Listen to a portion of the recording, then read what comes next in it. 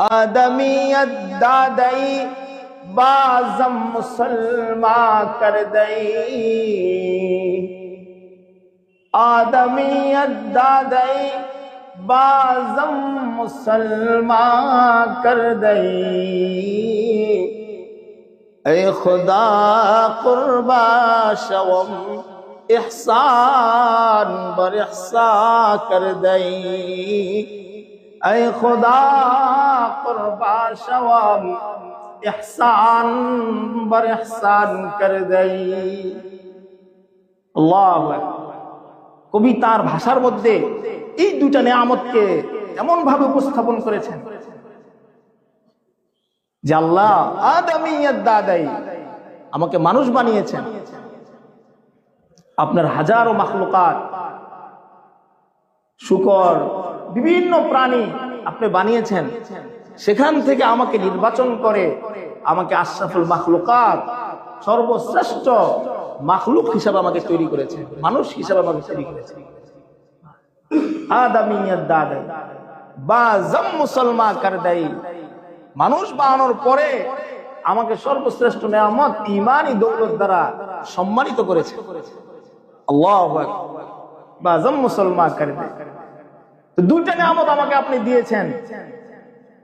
তো কই বলেন আই খোদা কুরবা শাওয়াম ইহসান বর ইহসান কর দে।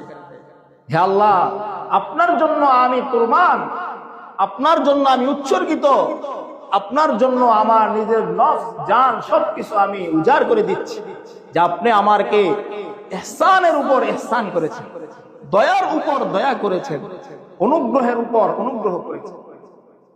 আল্লাহু আকবার। এজন্য এটাকে অন্তর থেকে উপলব্ধি করতে হবে।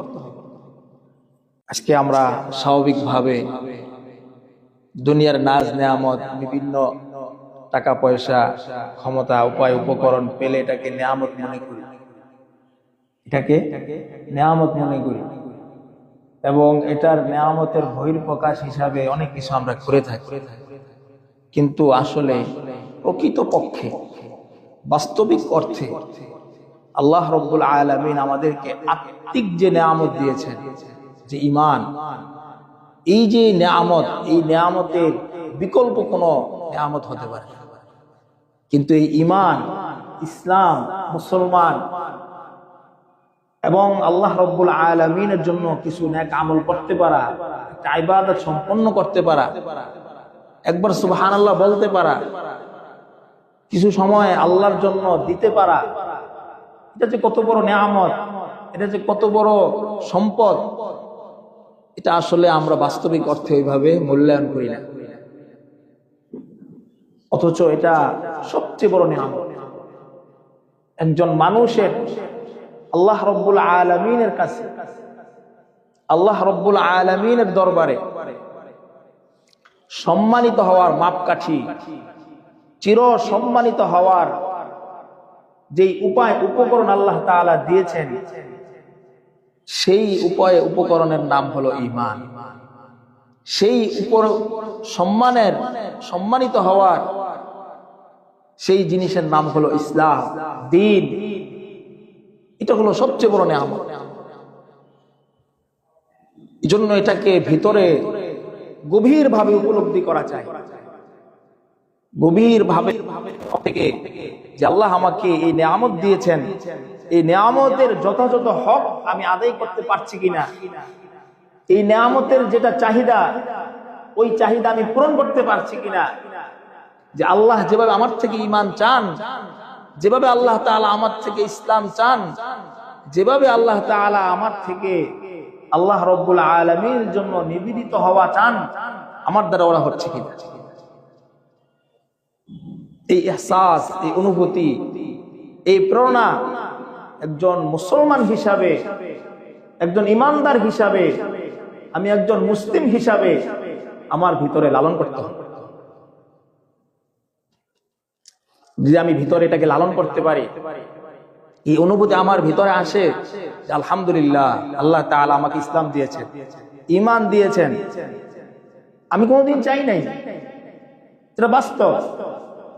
দাওয়াত তাবলীগের ভাইরা বলেন না যে না চাওয়াতে, না আবেদন করাতে কোনোদিন আমি চেয়েছিলাম আল্লাহর কাছে যে আল্লাহ আমারে মুসলমানের ঘরে পাঠান? কোনোদিন আমি আল্লাহকে বলেছিলাম, আবেদন করেছিলাম যে আল্লাহ আমাকে মানুষ হিসাবে পাঠান, মুসলমান হিসাবে পাঠান, মুসলমানের ঘরে পাঠান? কোনদিন তো আল্লাহ রাব্বুল আলামিনের কাছে আবেদন করি। আল্লাহ রাব্বুল আলামিন নিজ দয়ায়, নিজ অনুগ্রহে আল্লাহ তাআলা আমাকে মানুষ রূপে বানিয়েছেন। আবার মানুষের পরে আমাকে সর্বশ্রেষ্ঠ মাখলুকাত মানুষ বানিয়েছেন। তারপরে মানুষের মধ্যে আবার শ্রেষ্ঠতম নবীর শ্রেষ্ঠ উম্মত হিসেবে আল্লাহ তাআলা আমাকে তৈরি করেছেন। আলহামদুলিল্লাহ। এজন্য আল্লাহ রাব্বুল আলামিনের কাছে মন থেকে, দিল থেকে এর ইহসাস, এর অনুভূতি সদা সর্বদা লালন করতে হবে। এজন্য এক কবি সুন্দর করে বলেছেন, আদমিয়ত দাদাই বাজম মুসলমা কর দই, आदमियत दादई बाज़म मुसलमा कर दई, ऐ खुदा कुर्बा शवम इहसान बर इहसान कर दई, ऐ खुदा कुर्बा शवम इहसान बर इहसान कर दई। अल्लाहु আকবার। কবি তার ভাষার মধ্যে এই দুইটা নিয়ামতকে এমন ভাবে উপস্থাপন করেছেন যে আল্লাহ আদমিয়ত দাদাই আমাকে মানুষ বানিয়েছেন, আপনার হাজারো মাখলুকাত, শুকর, বিভিন্ন প্রাণী আপনি বানিয়েছেন, সেখান থেকে আমাকে নির্বাচন করে আমাকে আশরাফুল মাখলুকাত, সর্বশ্রেষ্ঠ মাখলুক হিসাবে আমাকে তৈরি করেছে, মানুষ হিসাবে আমাকে তৈরি করেছে। আদমিয়ত দাদাই বাজম মুসলমান কর দেই, মানুষ বানানোর পরে আমাকে সর্বশ্রেষ্ঠ নিয়ামত ঈমানি দৌলত দ্বারা সম্মানিত করেছে। আল্লাহু আকবার। বাজম মুসলমান কর দেই, তো দুইটা নিয়ামত আমাকে আপনি দিয়েছেন। তো কই বলেন, আয় খোদা কুরবা শাওয়াম ইহসান বর ইহসান কর দেই, হে আল্লাহ আপনার জন্য আমি কুরবান, আপনার জন্য আমি উৎসর্গিত, আপনার জন্য আমার নিজের নফস জান সবকিছু আমি উজাড় করে দিচ্ছি যে আপনি আমাকে ইহসানের উপর ইহসান করেছেন, দয়ার উপর দয়া করেছেন, অনুগ্রহের উপর অনুগ্রহ করেছেন। আল্লাহু আকবার। এজন্য এটাকে অন্তর থেকে উপলব্ধি করতে হবে।